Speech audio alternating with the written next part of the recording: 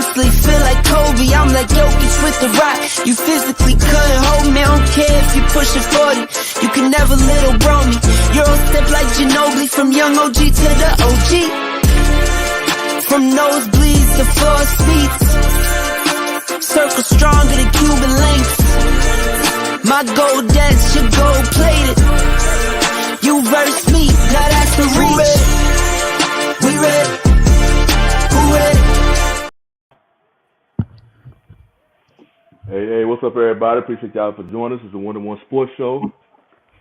What's up, fellas? Hey, What's good going evening, on? What's everybody. going on? What's going on? What's So up, I sir? know, Dante, you was talking about a particular topic in the, I guess we could call it a production meeting, whatever you call it, a little pre-meeting we had before the show. So I'll let you go ahead and start us off on that one. Okay, so I don't know if y'all seen it. It's a clip that's going around. Gilbert Arenas, he does this every now and again. He goes viral for saying some controversial things or some stuff that's just completely wild. So when he said, "Hey, you want to fix the NBA defense? Hey, man, they made the game wide open. They took the aggression away to invite the Europeans in. Now they always, and I will say this: there's always a lot of pomp and circumstance from they're so skilled, they're so this, they're so that, and he mentioned it that American players, where do you go? Where do you learn to play defense? College. Most guys at least play a season in college. Coach going to put in a defensive system. I was with him on that, but he said, "Hey, ban the Europeans."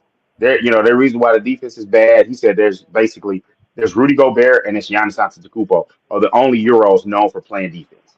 Now, of course, there's more, so I know he was exaggerating a bit on that point, but I don't think it's a point of just banning them is an issue. I think the overall issue is, and this is gonna sound weird, the what's going on? Appreciate that. I think one of the reasons the defense is bad is because the TV product. TV is so important. TV is absolutely it's so important. And what looks better to some, to what they say the numbers say, what's going on, lady? Know what's going on to some is, hey, if the offense is there, the threes are there, more offense, I want to watch. So the people want to see it. And for people that say, hey, like everyone on this panel can agree, hey, there needs to be a balance, or hey, I want to see some defense. The people don't like to see defense like that. They don't see the hand checking and the physical play and the brawling and the low scores. So I think it needs to be a happy medium. And banning Euros is not going to help. They're only 10%. What I will say is for them to go to those specialized camps and be professionals at a young age, their defense should be better. It should be better when they come to the league and now have to, and then when you get there, every rookie has to take a jump. So that's what I feel about it. I felt like a lot of it it was hyperbole and he was doing it to get clicks, which I watched the full. I wish to watch the full clip, but I just don't agree with it. Just banning them. Well, I think a lot of, well, especially here in the U.S., players is so offensive driven, and I hear many people who mention that you really want a shot at the league, excel in defense. Your defense can take you to the league if you focus on defense. But I think a lot of time, but there's no glamour with defense. I mean, I guess you can if you really become a defensive stalwart, but it don't compare to offense, and just a lot of players, especially here domestically, they just want offense. You seeing all the highlights and stuff with the dunks, and now the 3-point shot is just taking over the game. So it's heavy on offense. So a lot of younger players just don't focus on defense. So that habit carries them as they go on. Like you say, a lot of time you learn defense many times in college. That's when they really start focusing on putting some effort on defense. But now many of them don't spend that much time in college, and now they don't even have to go to college. They go to the G League and whatnot, and or just find a way to get around it.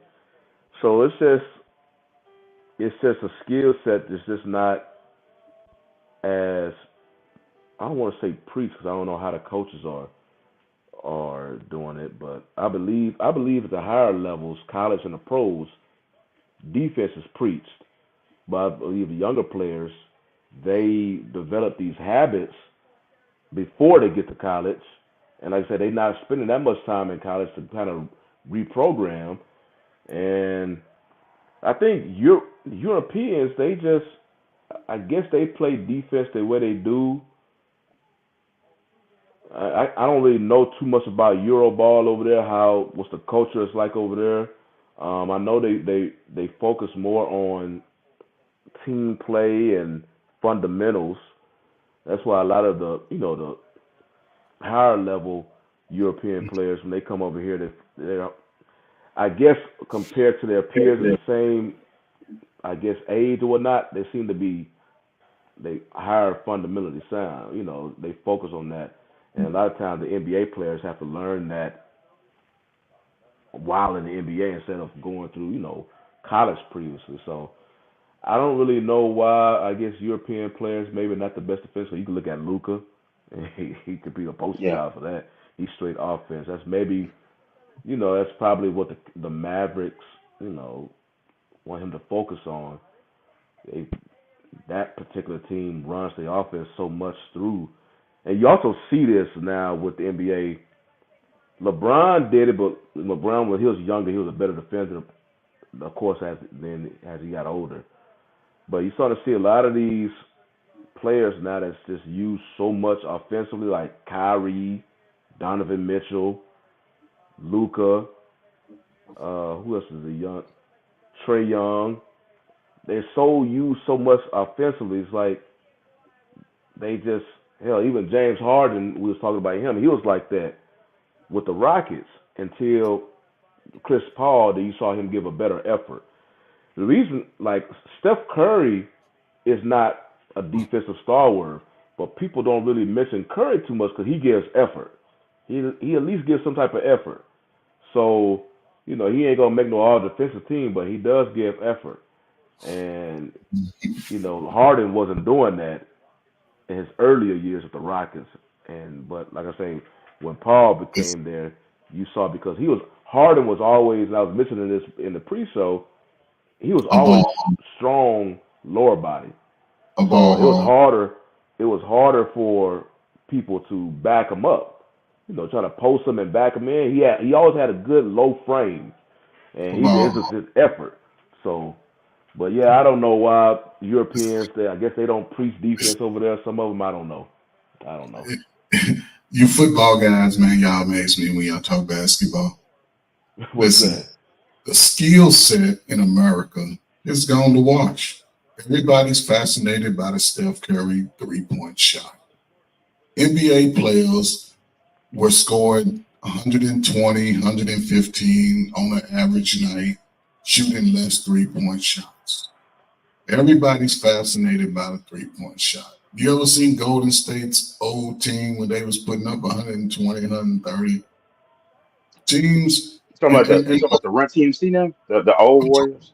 The old Warriors. I'm talking about the Adrian Dantley and all of those guys. I'm talking about the old, when y'all wasn't even born. Y'all was probably in diapers. Adrian Dantley was with 80s basketball. 80s Standard line. It'd be like 140, 135 would be a typical NBA score in the early 80s. Yes. So I used to see them Nuggets scores. The Nuggets were a team when when you play like the video games, you look at history, you would see some of them scores. You'd be like, damn, they were putting in the cup. But they wasn't shooting 42 3-pointers either. They was getting rebounds and they was running their ass up that court, and everybody was playing ball. It was a team effort. They would pass the ball. You wouldn't see that. And even Magic Johnson, probably one of the greatest point guards in history, he had the ball a lot, but he averaged 12, 13 assists down there every game. Mm-hmm. You know what I'm saying? He wasn't running the ball like James Harden down to the last 3 seconds. All of a sudden, he want to pass because he ain't got no shot. Oh, he's throwing up some bullshit that go in. The NBA has watered itself down. That's why you see the European players, because guess what? When the NBA goes to those countries and bring their resources, they teaching those young guys how to dribble, how to pass, how to shoot, how to play a little defense. They giving them the whole gamut. You see some of these little, even in what's it called when AAU ball? Yeah. Man, I to some of these games, man, these dudes they ain't got no jump shot form, ugly ass jump shots, banking off the rim, everybody shooting from 30 feet. instead of teaching them how to do the fundamental game. If you can just shoot within around the arc and develop a nice form, you're good. Steph Curry has a form. A lot of these guys don't even have a form. They just throw that shit up there. And it's ruining the younger guys because they're not even developing the skills needed just to play on the high school level. I remember everybody on the fucking team could average 17. Now they got one or two guys averaging 25, and he's down there shooting every shot. And he's the greatest. He's this. Man, these dudes couldn't do shit with dudes back in the day. Those guys worked on their game back in the day. And I'm telling you, the NBA is sort of watering its own self down because you can't even touch a player today. You got to let them do all this shake and bake and go to the rim and not get touched. They call the dumbest fouls in the NBA. Why don't they referee the games like they do the females? They let the females down and slap their head off before they call a foul. I know Silver is trying to figure out ways how to put the defense back in the game, because it basically when the defense really got physical in the early 90s or whatnot, late 80s, fans was complaining about it. They want to see points. It wasn't the fans, it was the owners. They were complaining. It was just they wanted to see more points and bring more excitement to the game, because they foul and it's real physical. They beat each other up. So it kind of dialed back. They dialed back, made some rule changes to dial back some of the defense. And then I think when Silver came, he added a little bit more modifications to dial back the defense. Right. Now, as the shot started taking over, the Warriors caused that because everybody was trying to keep up with them. They didn't see a team shoot that type of clip before. So I remember the Rockets they adopted the policy threes or layups because everybody was trying to get to the Warriors, and I guess once the league caught up, now it's just not everybody. So I think it's a trend. Like I say, Silver, he's trying. I've heard because maybe the hand checker rule, I think, may be making a comeback. They're actively looking at it now to add more defense to the game because they see what's going on and whatnot. So I think it's a trend. Hopefully they can gather the reins. Hopefully they can open Pandora's box. Because once you take the defense, you start getting these. Because I feel the same way about football. Like when people get excited all these high scoring games, I'm like, I don't like that. I like seeing defense being executed. It just, I don't want to see this team score. But if you play the game, you have a different outlook on what would be an exciting game. You know what I'm saying? You really play football, you think shit, scored 8-8, you're like, damn, that was a good game. It was a hard fought game. Especially if the defenses are playing at a high level, they intercepting and making the key tackle. You're like, okay, cool. But in basketball, I don't see how the player and they say players are more skilled. Yeah, I get it. From top to bottom, I give those players back then way more latitude because you could pull anybody off the bench back in the day. They can get you 20, 25. It wasn't matter. Vinnie Johnson, the microwave, he'll put up 30 in 15 minutes. Andrew Toney, a lot of these guys. And granted, the players are more athletic today. But the play was consistent. You know what I'm saying? Players, even Michael Jordan, he played at a high level. He demanded that out of his other teammates. Now, players don't push their teammates to play at a higher level. But the owners were a part of this because they implemented the zone. You don't have to play as much defense now. You can stand back 12 feet and let a player shoot like Steph Curry. Yeah, Steph Curry wouldn't have been averaging. He probably wouldn't have been averaging 20, but look how far he had to shoot that ball. He wouldn't have been able to stand out there and nobody. I'd have used up my 6 fouls coming off the bench. You wouldn't be able to come down the lane and just think you just going to. No, you'd have ended up over with the cameraman in a respectful way. Now you touch a dude on anywhere above the shoulders, it's a flavor. And they embellish a lot of these hits. They did it the older league did it to themselves.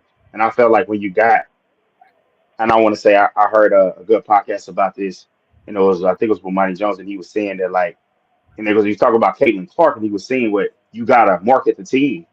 And when the '80s, when you had Magic and Bird, you still were able to market teams because the two stars went to the two of the marquee franchises in your league. Then y'all know, frozen envelope, you get the Knicks, you get Patrick Ewing, so you can still say a great talent goes to a good team, so you're able to market that team. But when Jordan came about, you could still market the team, but they started to focus to lift it to do it on the player. When you see the marketing go to the player, you can't have what the Pistons did to Jordan. You can't let them continue to do that to your stars. And so I do think you saw more of a, it's always been like a star get calls, but with Jordan, you got to see the globalization in the market. And so it changed a bit. So yeah, you do get it. And then you can't, like the fact that and I as a Lakers fan, the fact that I asked my dad, I said, how in the hell was that not a flagrant when he just got Kurt Rambis and they just start flexing and fighting. And then it's like, all right, we go back to playing basketball. I mean, I love to see it, but at the same time, I'm like, nowadays in time, that would be, that would be insane. It wouldn't happen because Robert Parrish, he especially when he took out Lane Beer, I don't think he was suspended. I think he still played this game, so he wasn't even suspended back then. So yeah, it was definitely those things are extreme. Yes, what's it? Those things are extreme. But think about it. You see all the damn touch. I still like it though, which is weird. And they only do that to like Joker. Joker fouled down there 75% of the time. He played defense, but they don't call it. They call fouls on certain players. LeBron used to get all those calls that he's not getting now, right? Because he's old. But they will let players get away with certain shit, and you can obviously see a foul, but he's an all-star, so we won't really call a foul because they don't foul those players out. You notice all-stars rarely foul out. So now you're not going to see that, but I saw something else. I know this is off topic, and I want to see this. I saw a comment, and I'm assuming you're talking about the thumbnail. Trucker Yell, you said he should retire. We're gonna get to the Russell Wilson thing later because I'm assuming that's what you were talking about. But like they were talking about stats, and there was like I want to say somebody that worked with the Memphis organization. They had kind of accused him of like juicing stats for Jaren Jackson. Appreciate that. Loves what's going on with brother. They did that, and they was just like, what's going on with these numbers? And he won defensive player of the year. The numbers look a little juiced. And like, so they go on, I guess, in the interview, and they were talking about how like there was a video in the 90s where they were doing the videos of, hey, this is an assist, this is not an assist. And then the person goes into a Stockton game and it was like, hey, they show tape. It was like, well, Stockton, oh yeah, that's an assist. And he was like, wait, what? He's like, Malone took a couple of dribbles and did this and shot it. That's not an assist. And I was just like, because I used to argue with people that look at the numbers of assists, and I was just like, I'm not saying he wasn't great. But my thing is, when I watch Magic as a younger person that's watching the game and learning it, I can see while he's getting his guys involved. I'll hear people say he could pick up guys in a pickup game, figure out your strengths, get you the ball, and it was magic, pun intended. And that was the difference between a guy and an assist guy. Jason Kidd, I saw that element where it was just like one time he said he beat the Nets, or was it the Nets he beat, or no, it was the Suns. He was like, I was trying to beat them without scoring a bucket, but 2 shots fell in. He's a guy that's just trying to get guys involved. He has a vision and I see that. Not saying Stockton didn't have that, but now it kind of feels like he had a lot of longevity, but it was just kind of like just over time really great. But you see some guys like Magic, like that's 12.5 assists a game. Had to play it at a high speed, and only his numbers aren't larger because he couldn't play obviously the age. But it's just like I feel like sometimes I heard about that interview clip about they were saying about Stockton. They were saying literally the statisticians, they was the one who just kept adding those assists to Stockton's record, and people was like, "Oh, is that it?" Like he was saying, like he'll pass the ball to Malone. Malone would do all these extra stuff before the ball even go up, but they'll still count that as an assist. He was like, and somebody was questioning that. I forgot where I heard that. I know I heard off of ESPN. So who was saying it, but that's one of those. They were talking about conspiracies, and that's one to look into. Just like I always say, the conspiracy of this. Hey man, why don't we look at Nash? Like Stockton played defense, but why don't we look at the Nashes of the world, the Lucas, and certain players? Why don't we critique their defense more harshly? And you gotta bring the national talking heads like the Stephen A. Smiths of the world, the Shannon Sharps. We got to bring those guys to task sometimes. And it's like I always say, I'll focus more on the basketball guys. Like I'll listen, he's wild, but I'll listen to a Perkins. I'll listen to certain guys, but certain people, it's just like, nah, man, y'all not keeping it accountable as far as players with the MVP. And now it's gotten quiet on the MVP as we're reaching this March, last month of the season. It's a dash in the NBA, and then obviously March Madness is on the horizon, one of the best times in sports. But they're not keeping it consistent. They're not keeping it consistent. But Right. with how they're doing it, it looks like it's going to be Jokers again. But I want to say Nick Wright made a good point about Joker. He said that first MVP shouldn't have been his, and maybe the second. He basically said last year should have been his first MVP because by the rules of what it's been voted, it's one of the best players on one of the top seeds, and Joker was like a 7th seed and won it. Now And so they messed that all up they during the they Harden years in Houston Harden because years they've they changed kept it. saying it to Harden, but then that's when they gave it to Westbrook Westbrook when he out of broke the sympathy. record based on his stats. Yeah, that's what I was like. Yeah, that's all that MVP. Like you say, normally it's the best player on the best team. All that went out the window. It just depends on who. I don't know. It just depends because Harden he didn't win one because Curry had that one. Harden had better stats. Yeah, Curry had that year, but he won an MVP. So I said, okay, he was the best player on the best team. Okay, next year, Harden was the better player on the better team, but Westbrook had the stats. They gave it to Westbrook. He was like, hold on, y'all told me this. And then finally he won yeah. one. He finally won it But next week. yeah, so, but at But that time, though, that's when I found out, man, being a Rockets fan, I remember how the fans were they was more into Harden winning this MVP to making much of a roar about that than the team actually winning a championship because during his years, the Rockets was a contender. Hell, they challenged the Warriors better than any other team in the NBA. They just couldn't get past the hump. But people were so mad about MVP. I was like, I don't even care about that no more. I feel the same way about the yeah, Cowboys. I don't even care about The Dak Cowboys winning are the back potential in. MVP. I'm championship, man. Y'all can have that regular season stuff because, it don't mean nothing. The Rockets has great, if they was playing in the regular season, also they'll fold in the playoffs, especially James Harden. So I was like, I don't care about that. Let me see you in the postseason. So hold on, let me, hold on. I've been saying this comment said hell no, Russell should retire. He should never got his own office. If single you out from the team, hey man, it's not brand. I mean, I feel you. I feel you on saying that he shouldn't get his own office. But my thing is, my challenge to you: give me, let's just say he's 33. Give me the 32 quarterbacks that are better than Russell Wilson as far as playing. And it's not one of those deals to where he is, done something egregious where he should be kicked out of the league or exiled. Give me 33 guys. Give me 32 guys that you feel are better than him. Because there's 32 jobs, and I say that if you're being objective, you can't do it, and that's why he's gonna have a market, especially with what happened. And I appreciate you for the segue, but I think it's I don't know. I think it's a lot. I actually have it pulled up, and then Mr. Ben, I want to get your thoughts and then get into the combine 'cause we had some good results at the combine. I was tuned in, and Indeed. in his last 4 full years. So with the 2020 year, he was 40 touchdowns. We're just gonna do touchdown interceptions. 40 touchdowns, 13 picks. And then I want to say 25 touchdowns and 6 interceptions. Now I know that 2021 season, that was on a shortened season. Because I see here the team there, he was as a starter, he was 6-8. So he didn't play the full amount of games. Then the next year, that was just the worst year of his career. 16 touchdowns, 11 picks, and then 26 touchdowns, 8 picks. It's one of those deals where I think he's been made a scapegoat. And so if you're saying that he should retire, take somebody else who's gonna find out that the grass ain't always greener.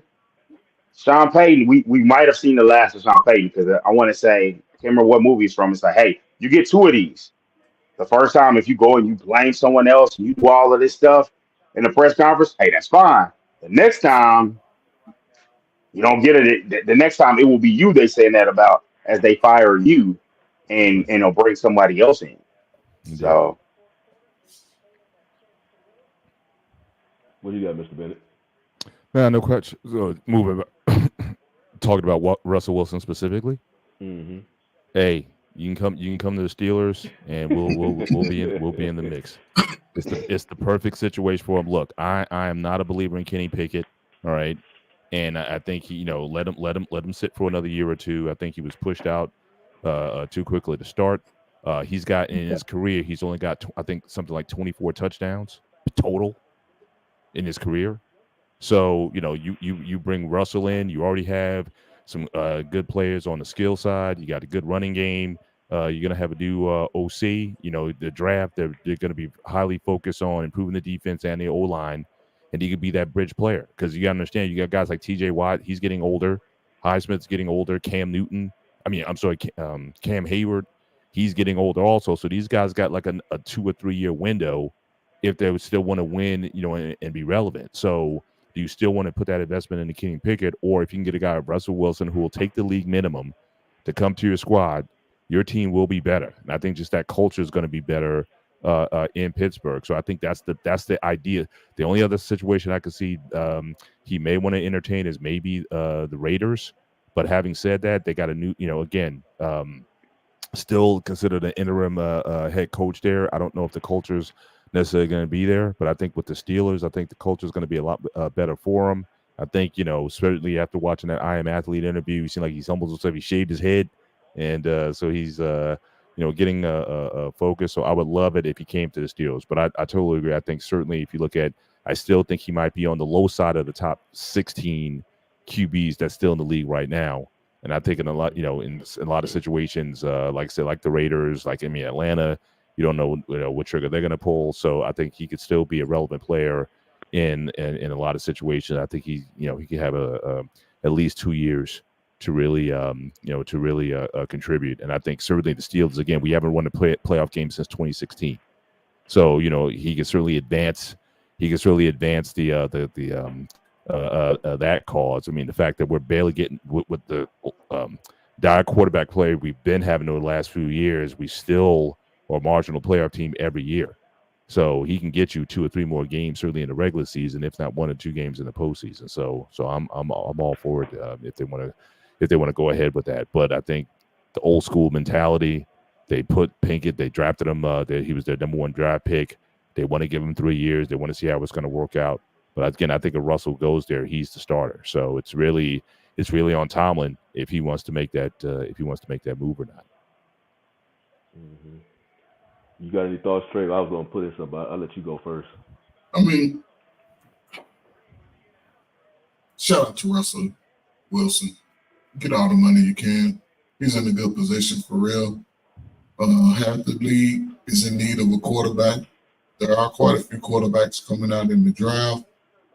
I don't see maybe one that you can say that could step in and be a starter, but the league is looking at starting younger quarterbacks now. They want to win now. The New York Giants could be a possibility because they pretty much said they're done with the whole Daniel Jones, Atlanta Falcons. I see them in a win-win situation going forward. A fresh start, getting out of Denver. Right. The only caveat that he has to do is he has to put his locker in the locker room with the players. Don't be separating your little locker and putting yourself outside of that, because once players realize that you're with them, they're going to do everything in their power to support you and make sure you're successful. So, Indeed. He's an older quarterback. He has a Super Bowl. Denver's locked in to pay him, so he really doesn't have to be in a rush, per se. So he can choose his best opportunity. I think, once he does, I think he'll be a starter wherever he goes.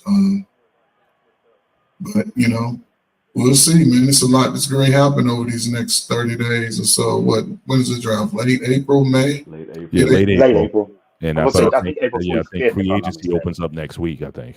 Yeah, it's going to be a lot happening, man. So he can sit back. He's getting his money. Shout out to him, man. Because if it was our sons, we'd be like, get that damn money, son. Absolutely. Getting his money getting it from Denver.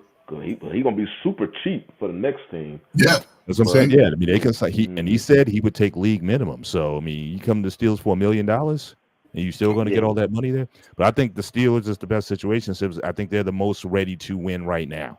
Like I said, if not them, then maybe the Raiders.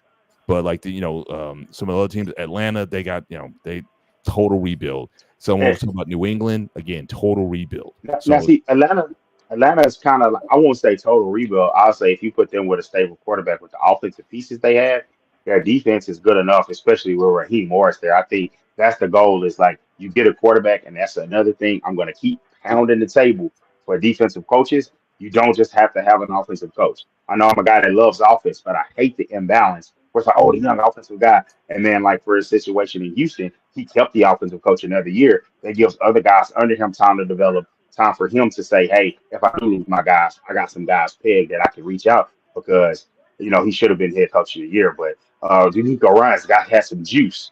I would say he's as a rising star as a coach. But I'll say for Atlanta, they got a secondary that's pretty good. I would say they could use the edge rusher. I think they still hold on to Grady Jarrett. But it's like when you got that tight end, the receiver in Drake May, the running back in Bijan Robinson. I think a quarterback there could really help. It's just that where do you want to go for it? And speaking of quarterback, when you look if you look up combines, winners and losers, the Bears come up as a loser because they've overplayed the market for Justin Fields, and now you got Michael Penix. You already had the top three guys. You had Jaden Daniels, the Heisman winner, who's going to go high. You presume that Caleb Williams going first, Drake May going second. J.J. McCarthy has risen up, and Michael Penix looked good by throwing at the combine, which, if y'all see here, I've been an advocate for Penix, and I thought that medicals came out. That's the biggest thing, that the medicals come out. He's got a nice arm. He's not a stiff in the pocket, but because of the injuries, he doesn't just move as much. But he can be pretty nimble. I figured why not get a guy that's a little older, seasoned. I see a guy on my Facebook or in my Facebook sports groups. He's always talking about, hey man, Bo Nix, and I'm like, he sees Bo Nix in a good light because of the experience. I see Bo Nix as, I saw him at the worst of it when Auburn was in a good situation, and it wasn't pretty at times. In the beginning it started good. So I'm kind of, if you want to take him and kind of take the wait and see approach, like I wouldn't take him super high. I would take him, and I know this is a rough spot, but I'll take him around where Kenny Pickett got taken. And you kind of, if you hit, you hit. But if you don't, it's not gonna kill the Steelers. That okay, we got to move off of Penny. Do you still think he's a top 15 though? No. 15. I think Steelers. I think they took Pickett. I think at 17. I think, but they took him at 17. Yeah. I only see three QBs in first round. I mean, legit.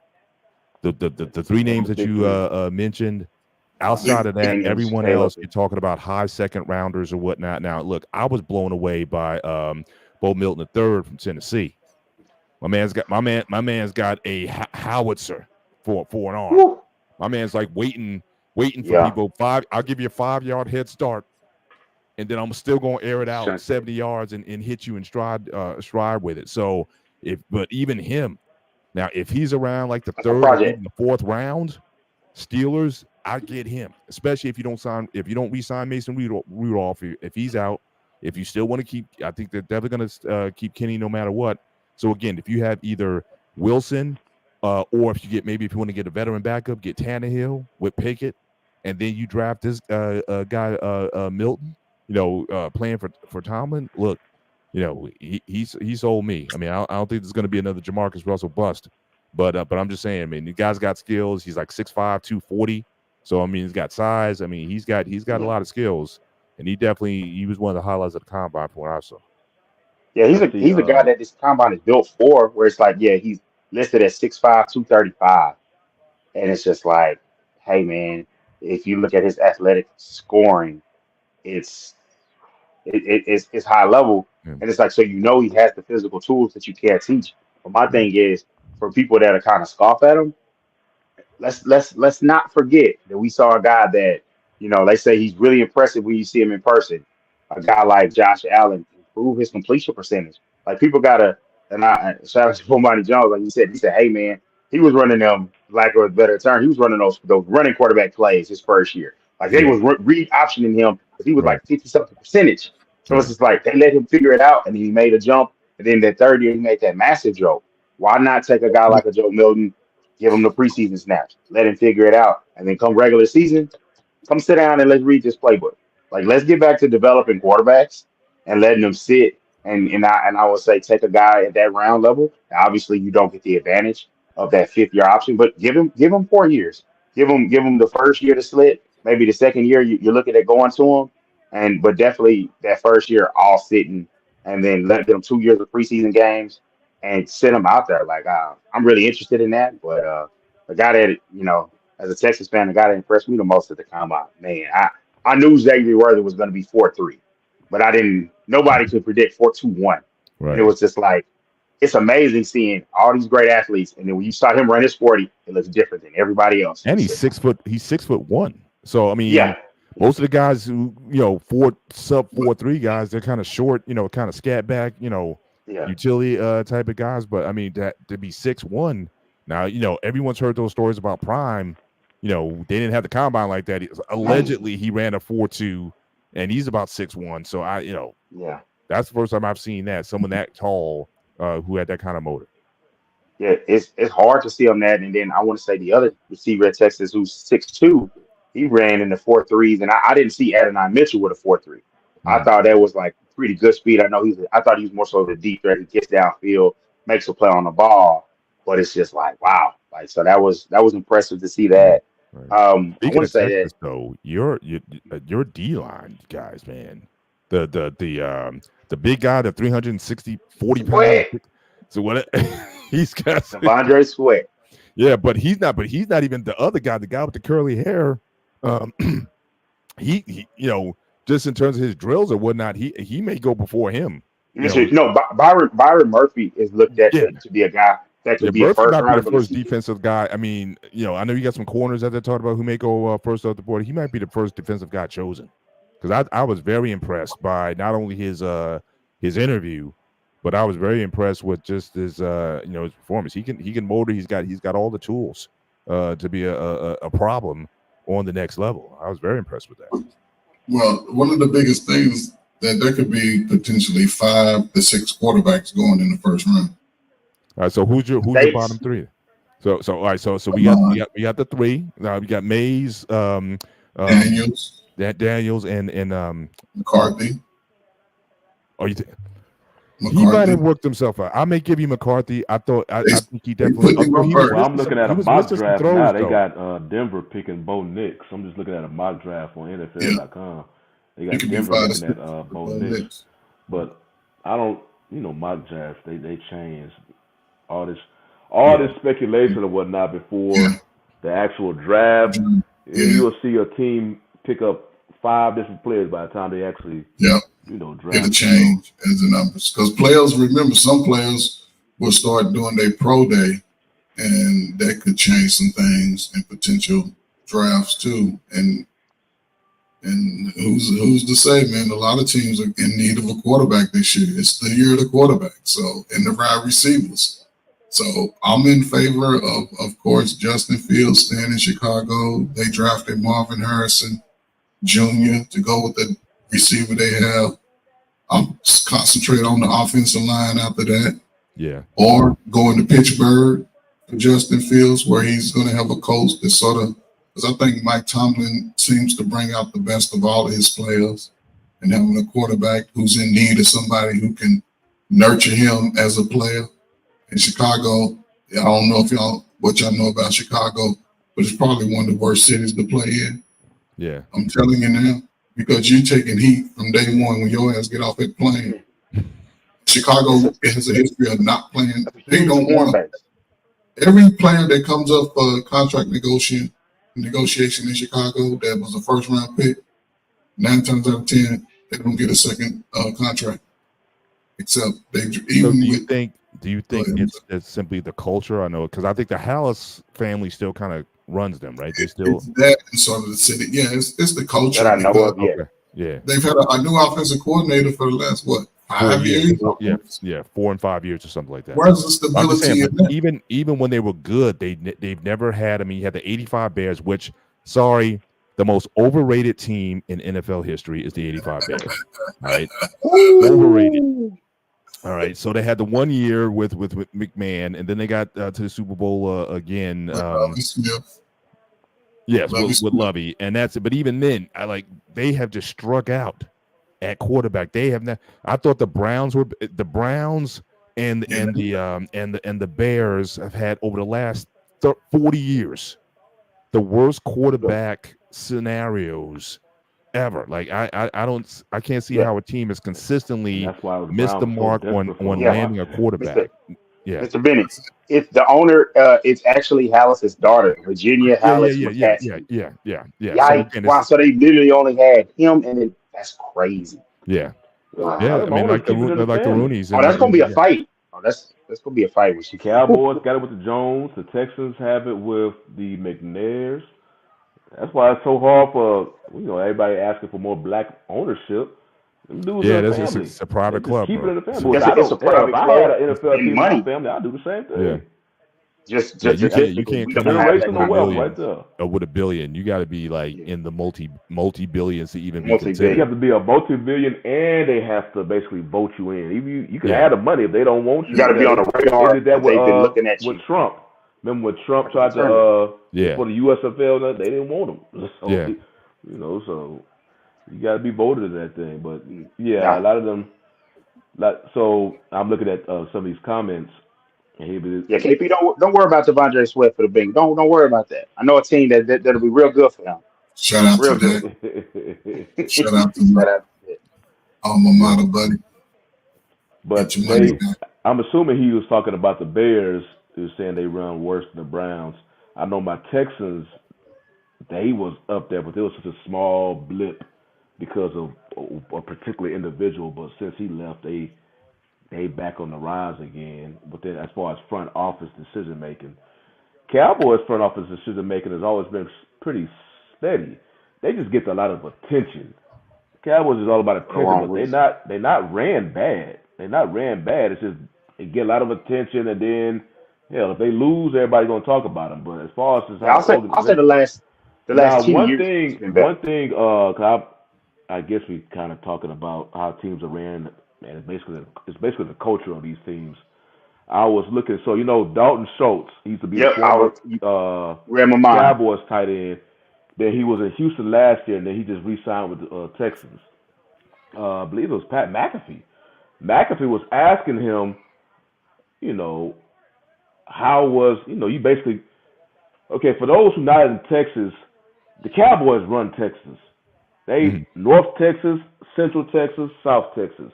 The Texas is literally Houston and the vicinity. That's it. So if you had a map, it'd be all blue representing the Cowboys, and literally the city of Houston is red for the Texans. That's it. Right. So when he was asking about the difference between the coaches between the two teams, he was like, because Cowboys is all he knew because he was drafted by them. So it's like it's night and day. It feels like the Texans was almost like a college campus because all they focus about is football. Cowboys, it wasn't a bad culture, but because as popular as that team was or is, they was always in the spotlight.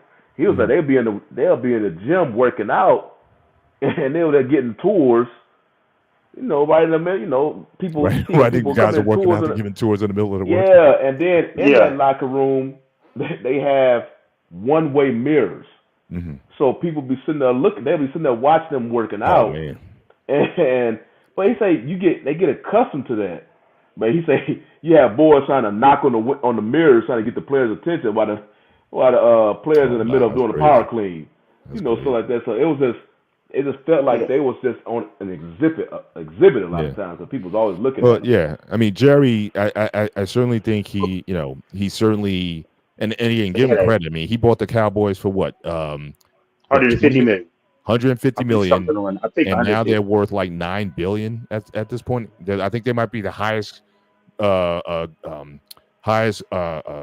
net worth franchise in the world. Like even like some of these soccer football teams from Europe and whatnot. Manchester United, I think, is the most wealthiest franchise in sports. So he's all about the marketing. I mean, he bucked the system. He made that deal with Pepsi back in the day, and the owners tried to come after him. He sued and he won for the marketing. So he's definitely about the spectacle and he did luck out because think about it, I mean you win 3 back-to-back Super Bowls with your best friend from college, and but even then you guys couldn't stand each other and out. So I mean, so he's definitely about putting the the marketing and keeping the team relevant in everybody's minds more so than necessarily winning championships.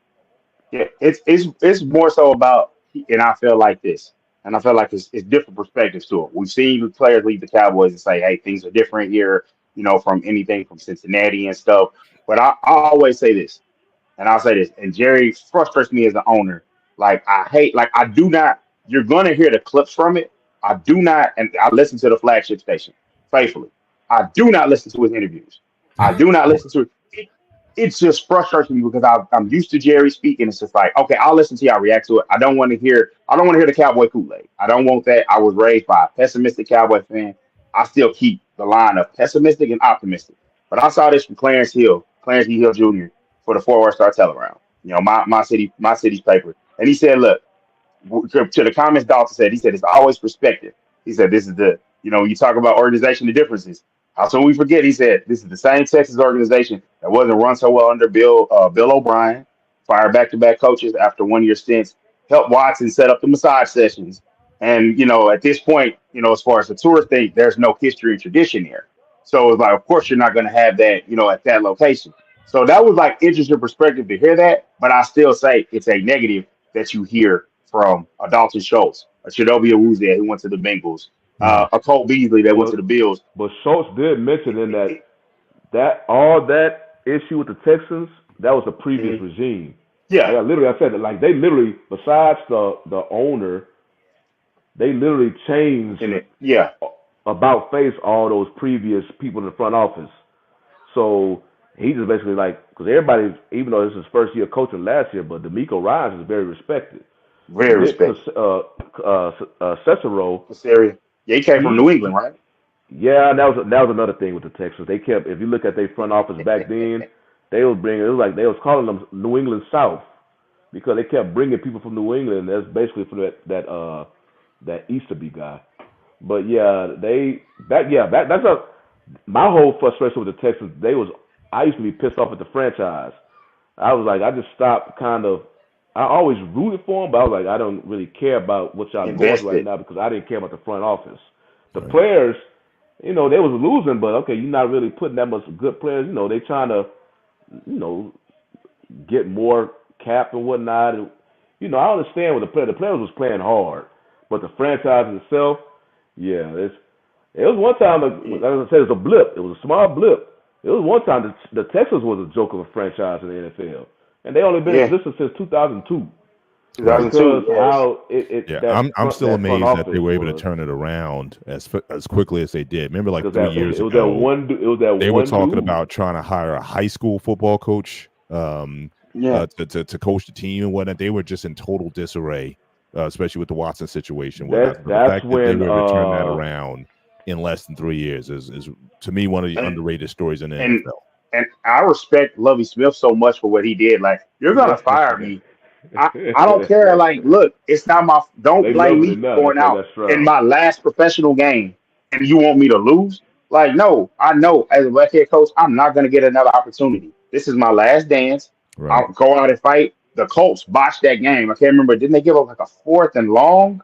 Like, they give up this, so you can't blame him. And then in all regards, it will be just a blip in history. He gets his last win because the other team took the wrong guy, or they didn't have the right infrastructure. The Texans, who in their history have gotten, talked about for having. I remember they had that commercial, the NFL draft, and they had Carr dropping back, and there was no off. They bleeped the offensive line out and made them invisible, and it was like, get your needs in the draft.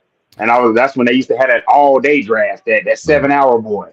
Yeah. And so, like, it's always been a thing, but they had, Laramie Tunsil, when people laughed about what they gave up for him. And now when all those trades end up falling out, they ended up coming out, looking pretty good with Tunsil, who they just gave an extension, and, having the right quarterback. Now you fill in the rest of the line. I want to say they got, New England South. They got Shaq Mason from New England, good, strong interior guard.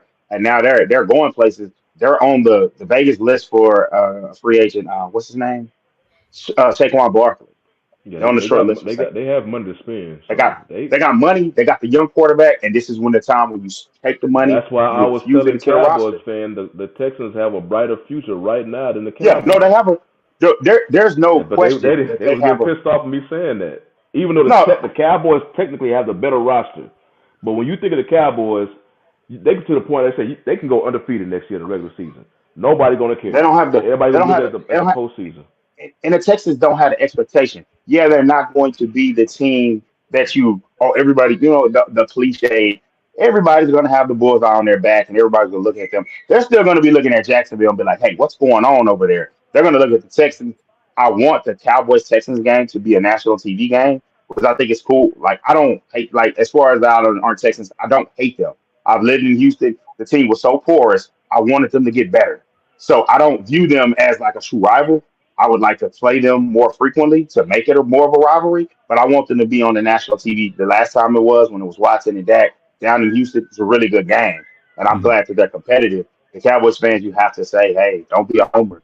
They have a brighter future. They have a young quarterback that has all the upside. They have a young receiver in Tank Dell. They have a steady tight end in Dalton Schultz. They can go and get a running back. They have cap space. They have a young defender, the defensive Y'all, player of the y'all, year.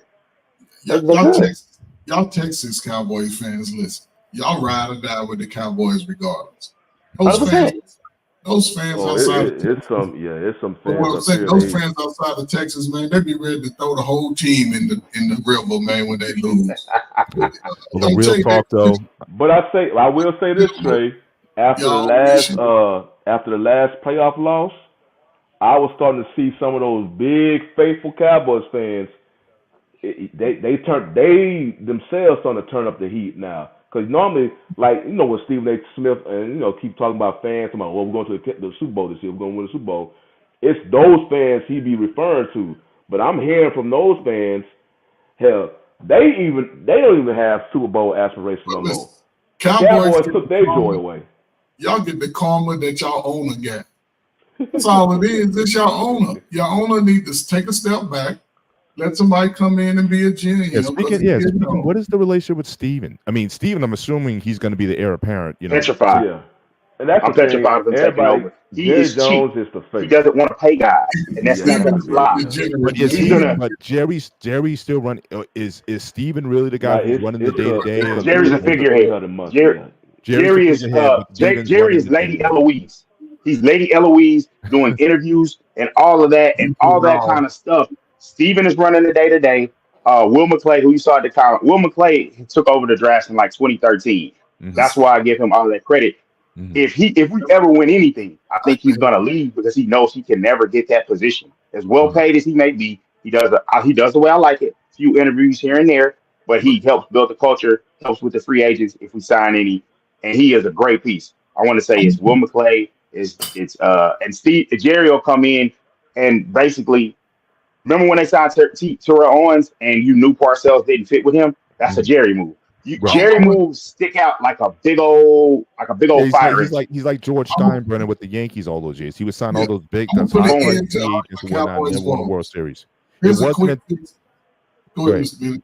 Now, No, it go ahead. wasn't until George Steinbrenner was actually suspended because all that stuff with Dave Winfield, he was suspended. He was out of the game for like 2 or 3 years. That is when they drafted Jeter, Bernie, Mariano. So that core four, and the catcher, that core four was drafted and was allowed to flourish when Steinbrenner was away from the team. So it's definitely, but he was known for he'd have the highest priced team in baseball all those years that ever won. So very much so and I think him and Jerry, I think, were friends. So I think Jerry might have gotten some influence from George. Well, I believe Steinbrenner had a huge. Obviously, he was having a huge say with the roster as far as the players and whatnot before. Same as Jerry they got Jones. suspended. Yeah. I think Jerry I now. think Jerry learned a lot from George He's Steinbrenner. GM. No, George Jerry learned a now lot, he does like Dante it's Will McClay. So the draft like I tell people it's a 3-headed monster. Right. Jerry doesn't really control the personnel anymore. That's Will McClay, and then Stephen Jones do the contracts and stuff. Like I say, he doesn't want to spend money. Gotcha. But the team Let is me built ask by you- Will McClay. Actually, go ahead. Trey. Yeah, go let ahead, me Trey. bring some fortune to the Cowboys fans. Two things y'all got to do. Y'all better pay Dak his money and get a black head coach. Change that shit up. That's the only team that if they ain't talking about, if they talking about I'm with coaches, you. get a black head coach. Watch how the dynamics change. Watch how it change. I'm telling you, you gotta. They go with the same good old boys. He's gonna get a head coach that's already been a head coach, whether he win or lose. McCarthy, I think the time has Well, passed. Garrett wasn't a head coach. I mean, for some reason, he loved Gary Garrett was was the quarterback. he was the He last was new the one. Cowboy He was the system. last new one. I want a young black assistant. He was a I'm with Cowboys quarterback. He was Right. through the Cowboys system. He was a quarterback for them. Get a brother. The Cowboys Stop are getting gonna people be connected to the Cowboy tree. Period. I hear you. Hey, let me ask It you guys. There was a famous story when Johnny Manziel was coming out, and Jerry wanted to draft Johnny because obviously he's from Texas, and I think it was his son Steven shoved him against the wall and said, "No, we're not." Is that a I don't true know. story or not? There's a I heard- lot of don't know. truth to that. Yes, they I don't know. try to I didn't deny know he it. got They physical try with to him. I know downplay he. it. Yeah, But he yes, was like, he "No, literally Dad, we're had not the doing card. this," and they got He physical. had the card, and he was like, "No." Like, and if you listen to him, sometimes they do the call when guys first get drafted. He joked once, and he said, "Yeah, sometimes I'm kicking them under the table." And when you hear stuff like that, and you read the tea leaves from all the people, Right. you read all the stories from the people.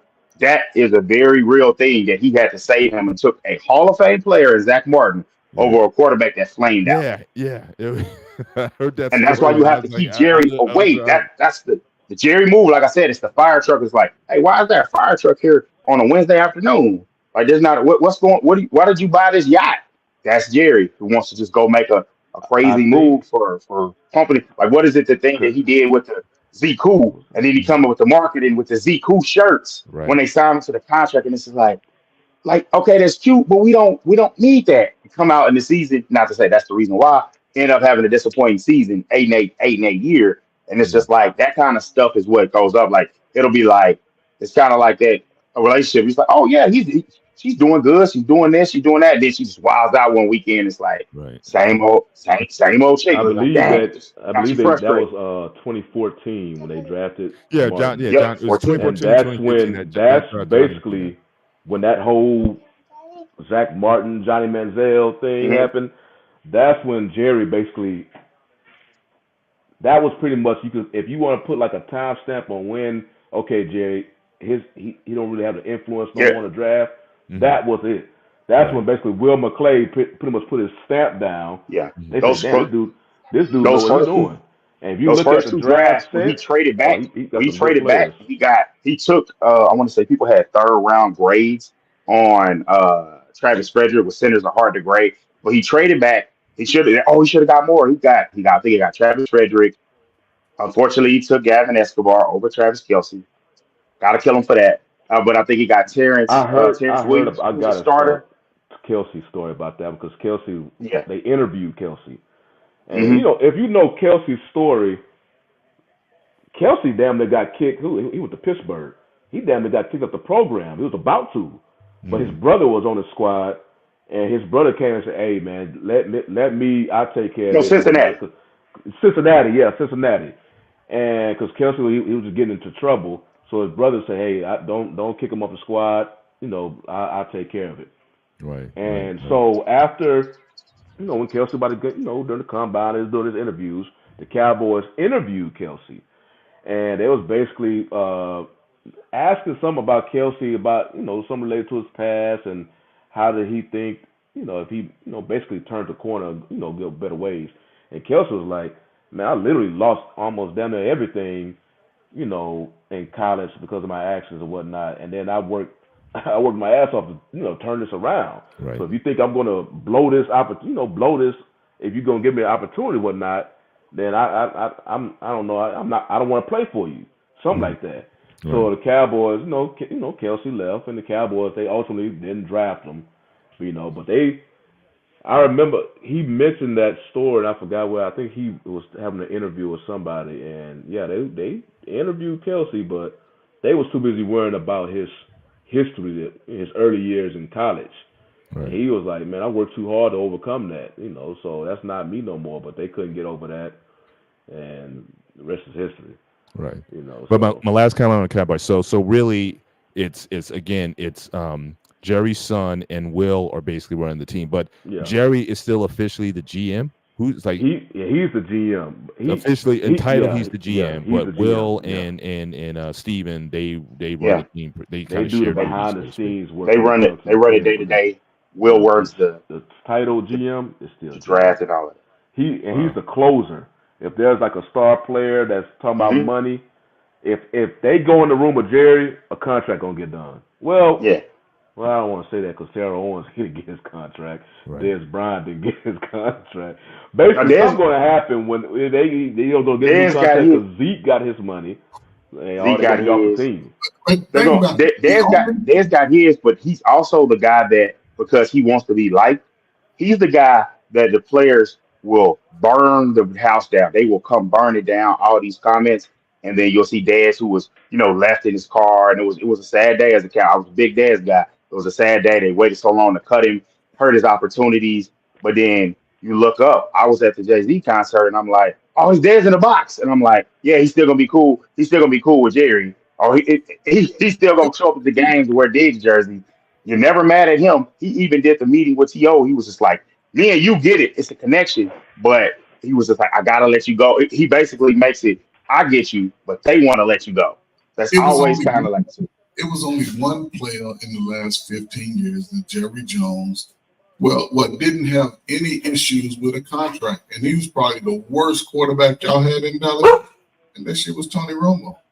He loved the hell out of Tony Romo. Don't tell me worst quarterbacks. I saw him start a Thanksgiving game for me. It was a period of time after Aikman, before Tony. There was some bad quarterbacks. What I'm saying is Tony Romo was the guy, when they was talking about $100 million, Tony Romo got everything, and it wasn't a problem at all. Everybody else, we don't know if they deserve it. Zeke deserved it. Zach deserved it, and Zach deserves that shit again. Tyron has been underpaid his whole career, and took it. But he took those discounts himself. That's why I always say you never give the billionaire a discount. You always do fair market value, or you get more. And what Dak did, and I think that's the difference. Obviously, Tony and Dak learned from Tony. He got too buddy with establishment, and that's why he lost the job. As I've talked about before, how Dak was a man of the people. He was a 4th round pick, so he knew the defensive guys. He schooled the offensive guys, and he took over the job. He got all buddy and forgot it's a business. And then when it was a business and he wanted to compete for his job, which at the time he was a better quarterback, but this guy has the team rolling. He has the momentum. He never started again. And that's how it's supposed to work. It's a meritocracy. And then Dak was the little old 4th round pick with the small time agent. Kicked him to the can a year before the contract, got with CAA, got with the big dogs, and that was just like, that's an agent that don't even get along with the Cowboys.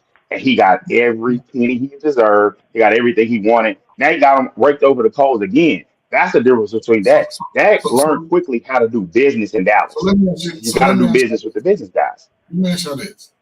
Do y'all judge quarterbacks on wins or playoff wins? Regular season wins or playoff wins? I judge them off of play. I judge him off of play because you could say, and watching Dak's playoff starts, these last two, his play has not been up. I'll say these last two, his play has not been up to par. But before the end, you could say, hey, you could make a reasonable case if he has better fill in the blank. He probably could have had a better chance at winning that game. And if you look at Dak Prescott's playoff losses, if you want to say wins and losses, the defense is giving up like 200 yards a game rushing. What are they going to win with that? So put it on the defense. But since he's been in the league, ain't he been one of the winningest quarterbacks in the league since he's been in the league? In the regular season, yeah. But wins, like I say, wins as a quarterback stat are difficult. Like giving the win to Peyton Manning for that Super Bowl against the Panthers, we're gonna give him a win for that, or was that the defense? Take Dan Marino out of the Hall of Fame. Take him out. Dan Marino, you kind of come out of the Hall of Fame because you did the same thing Dak is doing basically. Get out. Dan so Marino. Trey, are you basically saying that regular seasons? I guess if a quarterback is winning regular season games, I'm trying to. So it's wins. Dan Marino did the same thing. He never went to a Super Bowl. He's one of the greatest. He went to one. but he lost. Never went back. Dak is still in his Because prime. you could say so. Dak go to Put in more Atlanta. present players. You could say folks could say about Lamar Jackson. He has incredible regular season success, but his postseason number output is worse than Dak's. So, I mean, myself, I'm too much of a team dude.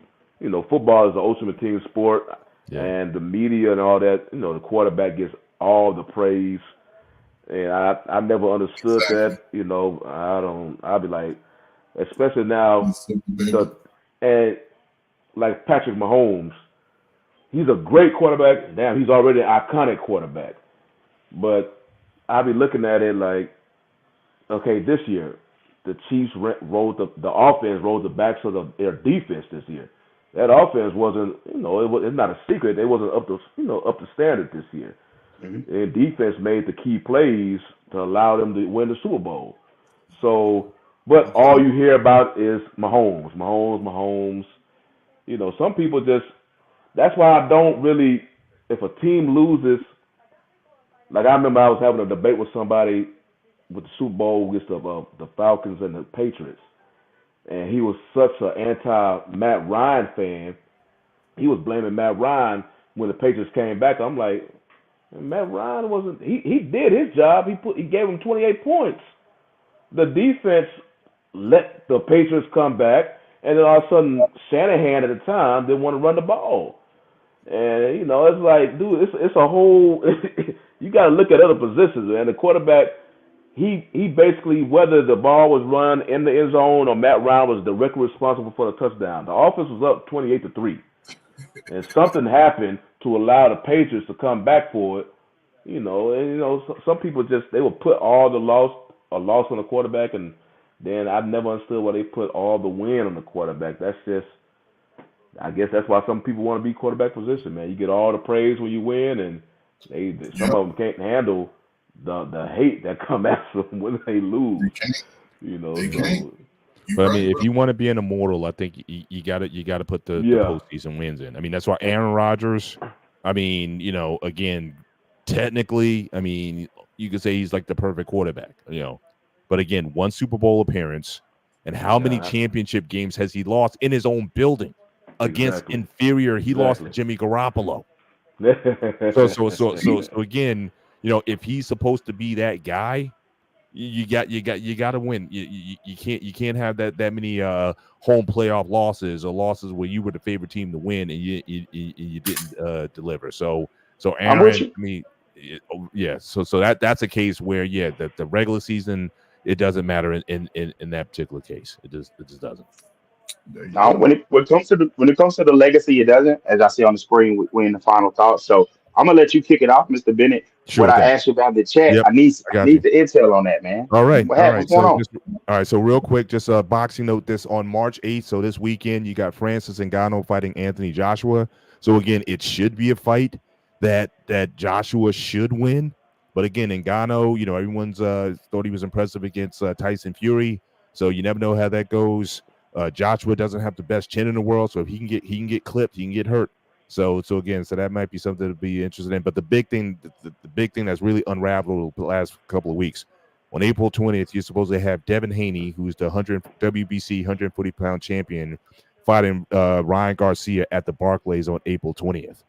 And what you've seen from Ryan Garcia, first, they had a live interview on ESPN on First Take. They've had 2 press conferences, and Ryan is just off.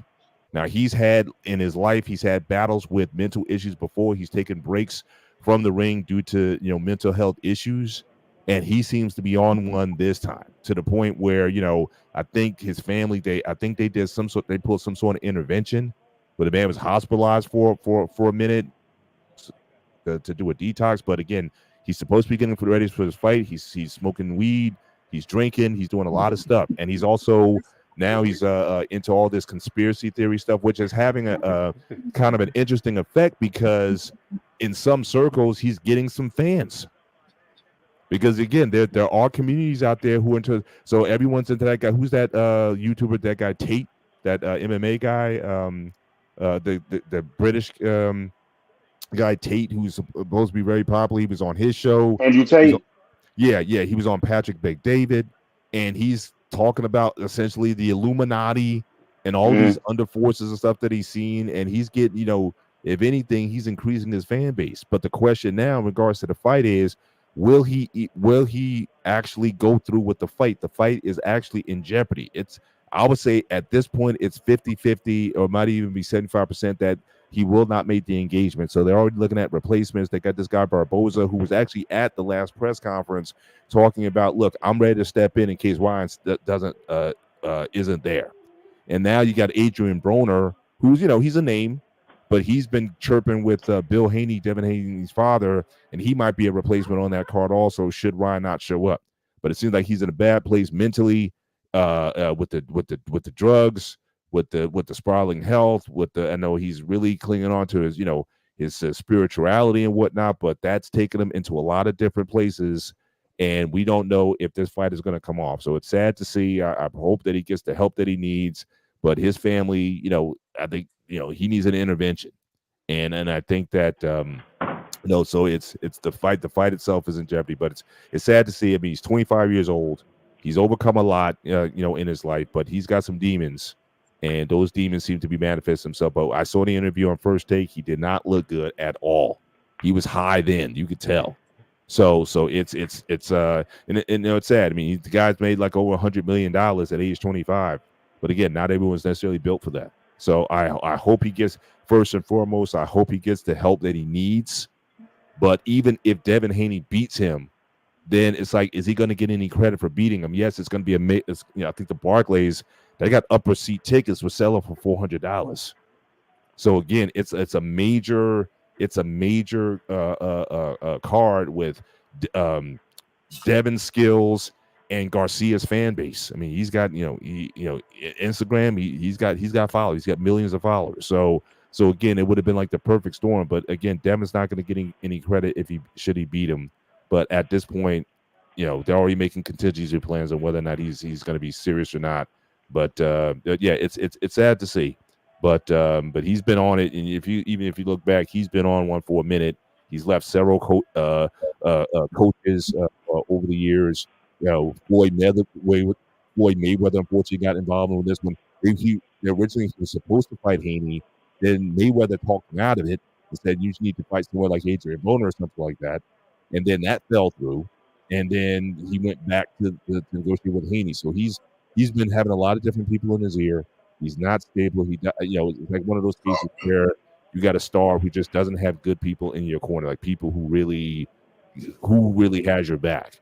And you've seen it with boxing, especially in the past. You've seen it with Tyson. You've seen it with a lot of different guys where, boxing, it's like other sports, again, who's in your ear, definitely can make a difference. You really need a good team of people around you. And I don't think he has that support right now that he's going through. So it's a pretty sad situation, but, they haven't officially canceled it, but it's not looking good right now. I hate that for, like you said, as far as someone trying to get into boxing, back into it, and kind of reignite it. And like you said, I love it that you tell me, hey, this is a big fight. This is going on. Like I might even catch the one this weekend if I get some time. But see one, and I definitely, it's around the time that I think like a lot of events are going on. Like it's Johnny caught the Spence fight, Spence and the Bud fight. But I hope he gets it together. Most importantly, get your mentals right and make sure that your life is right. KP, I see what you said. He's playing with his nose. Yeah, he was on one. I mean, he came to the last press conference. He came in riding a camel. So good. I mean, he had all these showgirls coming in. I mean, it's just he's on one. I mean, that's the only thing I can say. He's on one. You can laugh at it initially, but I mean, this guy needs some serious help. They gotta get something with him. And so I know we're going. Hey, Ferg, what you got as your final thoughts? Hey, man, look, it's springtime, man. We're going to get away from boxing. We're going to get away from football. We're going to get away from basketball. If you got a child, sign their ass up for baseball, soccer, anything to get them out the house, lose a little weight, give you a little break, run out the ADHD, run out all those issues that your child picked up over the winter. This is the best time of the year for all the young folk. So if you have a son or daughter, put their ass outside. Let them climb a tree, jump off the garage, whatever it takes to run out the ADHD. This is the new year. We have to get to better places mentally. These things about sports, it's always good, regardless of what sport you sign your child up for. You just shut the hell up and go read a book or go fall asleep up under a shade tree. Let the coach coach. You just make sure you bring your first aid kit and feed your child a home cooked meal when they get home. Make sure they take a bath. Regardless of that, this is a great time for any young person out there, male or female. So, hey, we're going into baseball season. And I'm not really a baseball fan, but I know it's good to go watch some little kids play baseball. So if you have a child, sign your damn child up. You got a son, sign them up for soccer. Daughter, sign them up for soccer. Sign them up for swimming, karate, whatever. It's going to get that ADHD out of them so he can concentrate at school. Make you a proud parent. Make you look like a good parent. So that's all I got, man. Shout out to Dak Prescott, man. Get your money. Get all your money. Every black quarterback in the NFL, get all your money. The hell with what we talking about. Get your damn money. And so, other than that, don't jump off the roof though. Well, the garage. That's what boys do. Well, climb the tree, go to the playground, get the merry-go-round and the monkey bars and the seesaw. I don't know if they got seesaws no more, but hey, do something. Learn how to swim. That's true. Swimming knocks out all the ADHD. Learn how to hold your breath underwater. Swimming's nuts, especially the first time. That was the hardest thing I ever did in my life. Basketball, football, track. When I got in the pool, I had to take a test. I had to do 2 laps, and I was knocked out the whole day. You be working muscles you never knew you had. Yes. So there you go, man. It knocks out all that. It makes a better man out of you when you learn how to swim. Believe me, you feel like you can conquer the world after that. So yeah, man, let's get out here, man. Enjoy this new year, this new sun, and stay your ass out of trouble. That's all I got. I guess mine's going. It was basically happening around our last show, the whole incident, the whole Cam Newton thing, and I was busy during the week. I would have sent it to the Black Man, see if it was possible if we would show that clip, but oh well. But I'm pretty sure everybody has seen the clip now when he was jumped at the football camp or whatnot. My whole thing about this is, for whatever reason, you see this happening many times amongst these football camps that's pretty much is thrown by the black community. For whatever you would think, I don't know why folks come to these camps and I don't know if they have something to prove or they be on one or whatever, but you be hearing about all these fights and incidents that be happening at these, whether it's a camp or a kid game or whatnot for the youth. Because, of course, up here in the DFW area, we had the whole incident at a youth football game with Aqib Talib brother. Yeah. That whole incident when it was just a coach. That guy was a prosecutor, right? That guy was. Yeah, he got prosecuted. He ended up shooting and killing the coach, and it was for nothing, So. Right, I'm saying, wasn't he sentenced though? Yeah, he was sentenced. I forgot the details. Yeah, but he was sentenced. It's for a long time. Yeah, and I think Keith was doing something with NFL Network at the time of this, and then when all that happened, I think they pulled him off. I want to say, but I don't know why these incidents like this happen at our youth events, especially football camps.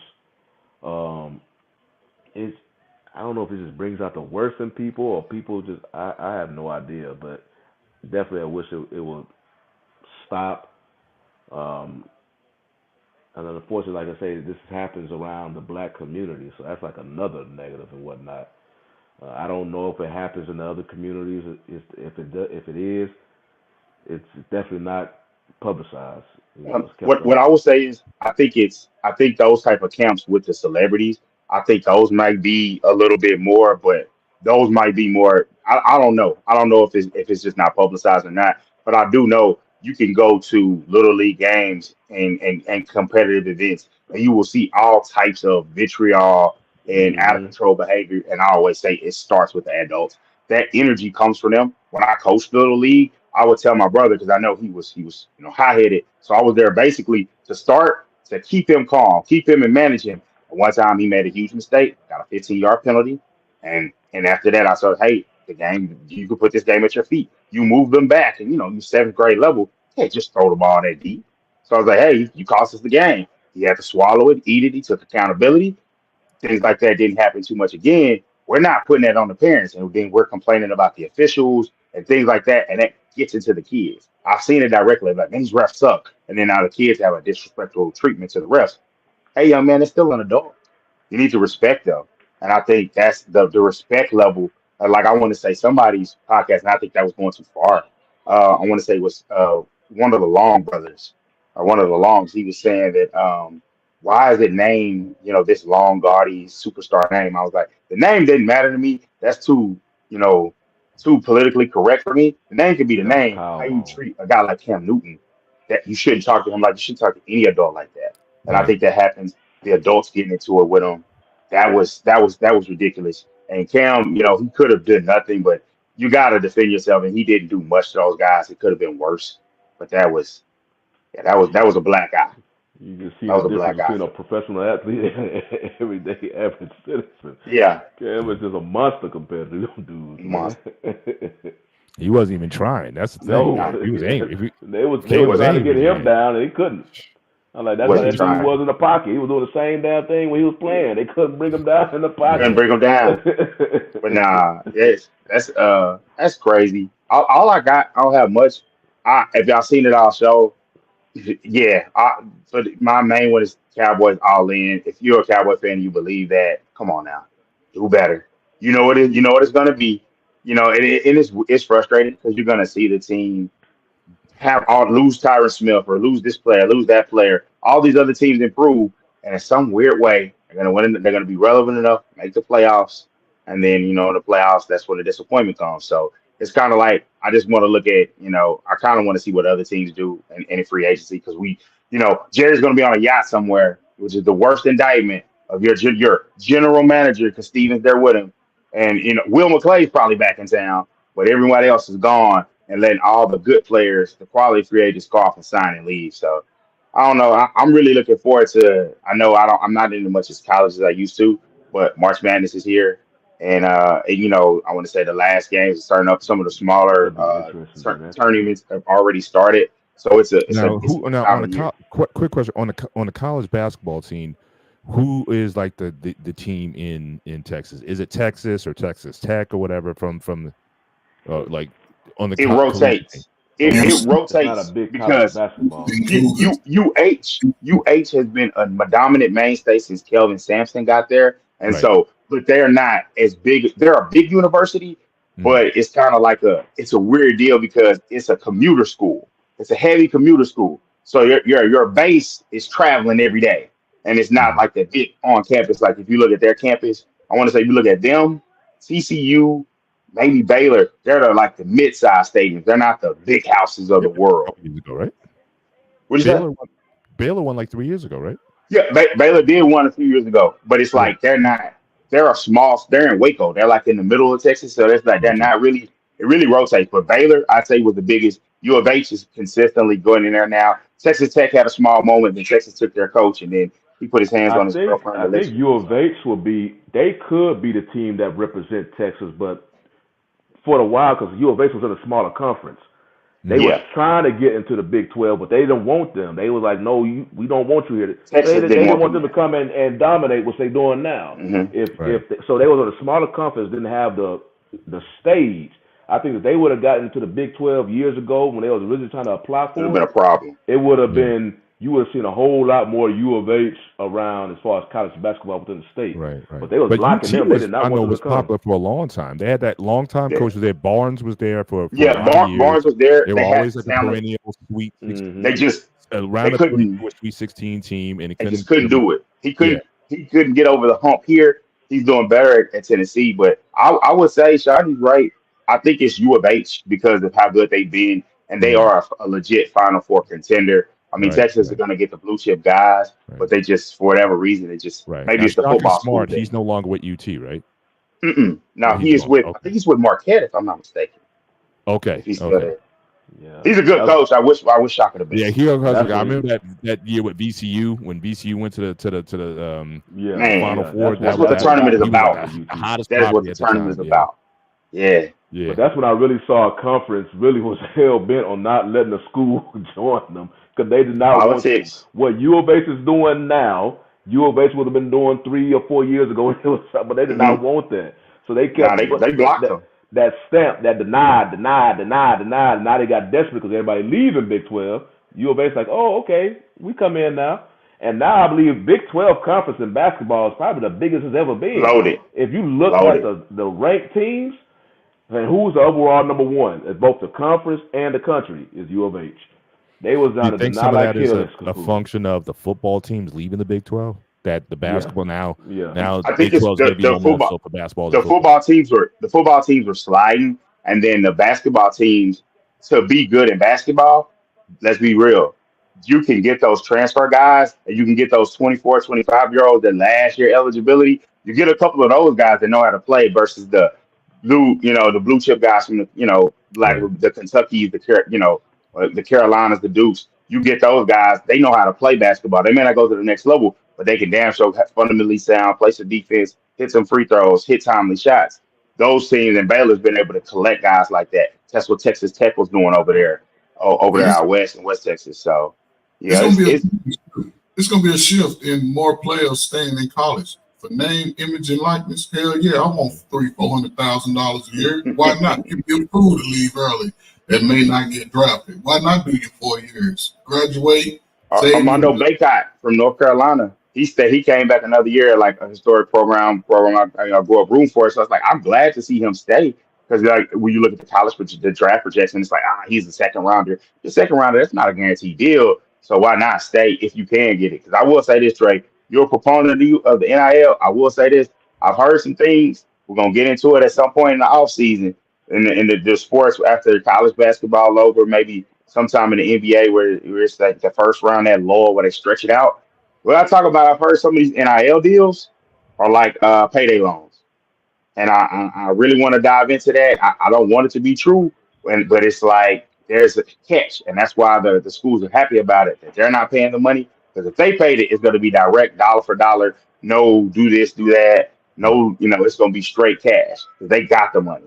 So we got to speak on that one of these weeks here. Sounds good. Well, fellas, it looked like we already great show, guys. This was that, a lot of different topics, a lot of energy tonight. Really enjoyed tonight for sure. Appreciate that, guys. Yeah, it's been great. Can't wait to run it back next week. And everybody in the chat, from KP to the Lug, everybody coming out. I appreciate y'all so much for showing basketball love. to really ramp up with the tournaments and stuff happen, I believe. Oh yeah, next week is gonna be NFL free agency and the draft and the upsets, man. So looking forward to it. We better talk about that. All right, gentlemen. Until then, all right, catch y'all boys next week. Take care, guys. Subscribe now.